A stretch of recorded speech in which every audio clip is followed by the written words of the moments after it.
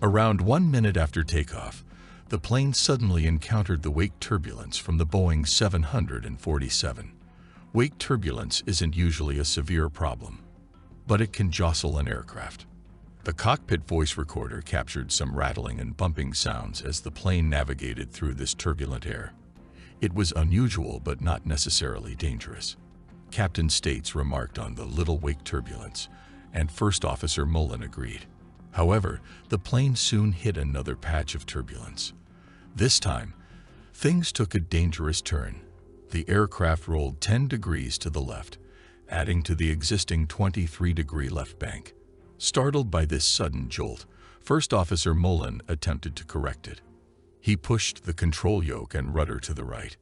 In response, the plane yawed sharply to the right, entering a violent sideslip. Welcome back once again to Docutainment's videos. This was no ordinary day of year, 2001. Flight 587 was fully booked, with 251 passengers and 9 crew members, including 2 experienced pilots, Captain Ed States and First Officer Sten Mullen. They went through their routine pre-flight checks, ensuring that everything was in order, and the stage was set for its regular journey to the Dominican Republic from John F. Kennedy International Airport in New York City. Shortly after 9:00 a.m., they received clearance for takeoff, but the air traffic controller issued a caution about wake turbulence from a large Boeing 747 that had taken off just ahead of them. It was a massive plane bound for Tokyo, and its wake turbulence was something that smaller planes needed to be cautious about. Wake turbulence is the disturbance left behind by larger aircraft, and while it was usually not a significant problem for an aircraft the size of the A300, controllers always gave warnings. Then came the moment to take off, and the pilots pushed the thrust levers forward, and Flight 587 roared into the sky. The passengers settled into their seats, perhaps looking forward to the beautiful beaches of the Dominican Republic or reuniting with family and friends. First Officer Mullen asked Captain States if he was comfortable with the distance between their plane and the one ahead. The captain reassured him, explaining that there should be a safe 5-mile gap once they were airborne. Panicking, Mullen pushed the rudder hard to the left, causing the plane to swing violently in the opposite direction. Less than a second later, he pushed the right rudder pedal again, sending the plane skidding like a car drifting around a corner. Captain States, puzzled by these rapid movements, asked if everything was all right. Mullen, still trying to regain control, gasped for more engine power. The plane continued to swing wildly from side to side. In a moment that felt like an eternity but happened in an instant, the vertical stabilizer, the tail of the aircraft, gave in to the extreme stress. It snapped off from the plane as if it were made of paper. The pilots heard a loud snap, and the aircraft started to spin out of control. Within moments, both engines were torn from the wings, and the flight data recorder stopped recording. The 2 pilots, trapped in this traumatic descent, screamed in desperation. There was nothing they could do as their plane disintegrated in midair. It was a horrifying and surreal moment, leaving those on board with no hope of survival. Below them, in the Bell Harbor neighborhood of Queens, New York, innocent residents were about to face a tragedy. A tremendous explosion shook the quiet morning as Flight 587 hurtled from the sky, and a wall of fire erupted, consuming houses, cars, and anything in its path. It was a scene from a nightmare, and people rushed out of their homes in shock. The horrifying crash brought back memories of the September 11th 9/11 attacks just 2 months earlier. The people of Bell Harbor had already mourned the loss of friends and neighbors in those attacks. Now it seemed like another dark cloud was hanging over their lives. The news of the crash sent shockwaves through the city. Officials feared another terrorist attack and reacted swiftly. They closed bridges, airports, and tunnels. The United Nations was put on lockdown, and the Empire State Building was evacuated. It was chaos, reminiscent of the tragic days following the September 11th attacks. In Bell Harbor, the devastation was apparent. The crash had abolished 4 houses and damaged 6 others, leaving 3 beyond repair. All 260 passengers and crew on Flight 587 perished instantly upon impact, and tragically, 5 residents of Bell Harbor also lost their lives. The crash site was a scene of unimaginable destruction. For the Dominican American community, the pain was profound. Nearly 90% of the passengers had ties to the Dominican Republic, and this crash was one of the country's worst losses.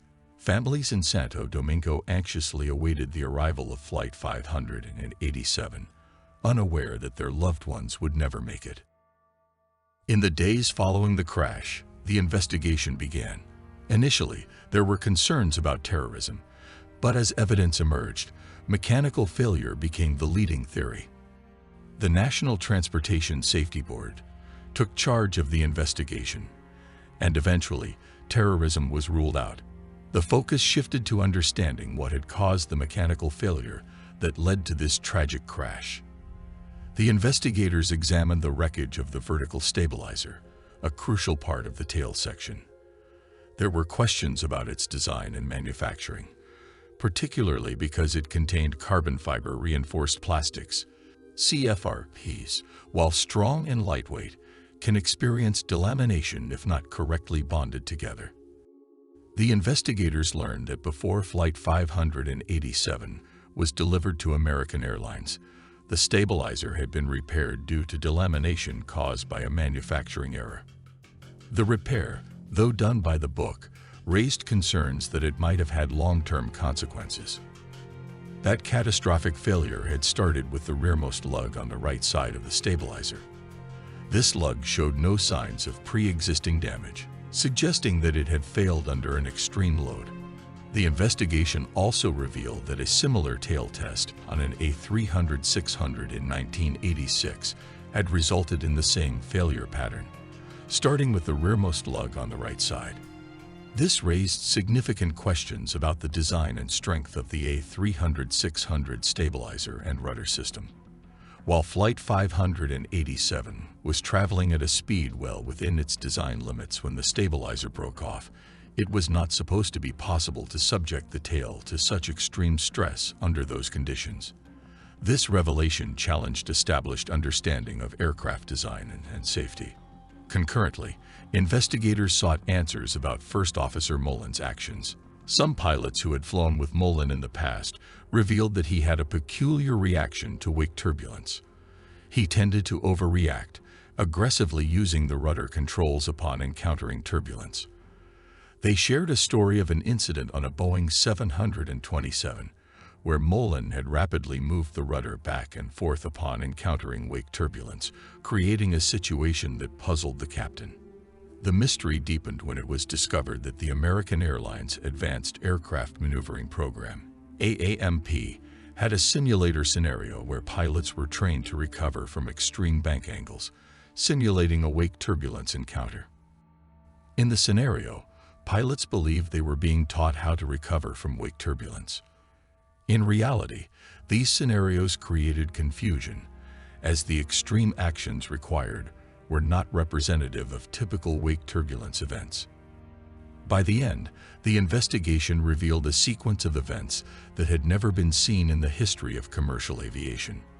The aircraft had encountered wake turbulence, and the first officer's reaction to it, aggressively using the rudder controls, had led to catastrophic results. The rapid back and forth rudder movements had subjected the tail to extreme stress, ultimately causing it to break off. The crash of Flight 587 left a lasting impact. It highlighted the importance of clear and accurate pilot training scenarios and raised questions about the design and safety standards of aircraft. It was a tragic reminder of the risks involved in aviation and the importance of learning from every accident to prevent similar disasters in the future. In the hearts of the Dominican American community and the people of Bell Harbor, the memories of Flight 587 live on. It serves as a reminder of the fragility of life and the need for continued efforts to improve aviation safety, ensuring that such a tragedy is never repeated.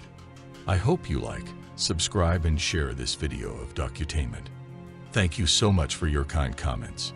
See you in the next awesome video.